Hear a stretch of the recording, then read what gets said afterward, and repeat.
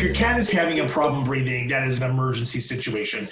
You really should never be noticing any issue with breathing with your pet, just like with yourself. There's only one way we live, and that's air coming in, air coming out. Anything that gets in the way of that. Now, there's some general recommendations that can mean about air quality, just like us. I'm not a big fan of smoke for humans and our pets, and that includes everything from, legal and illegal substances, fragrances, potpourri, incense, all that stuff. If it produces smoke, get it out of the house, okay?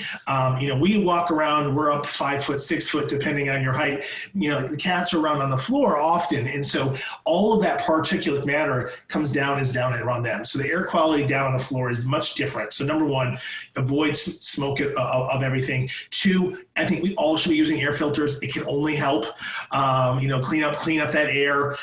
As far as humidity, cats are desert creatures. So we think they probably started somewhere in the Middle East when you look at, fossils and the people who know that kind of stuff. They weren't necessarily hanging out in humid Alabama.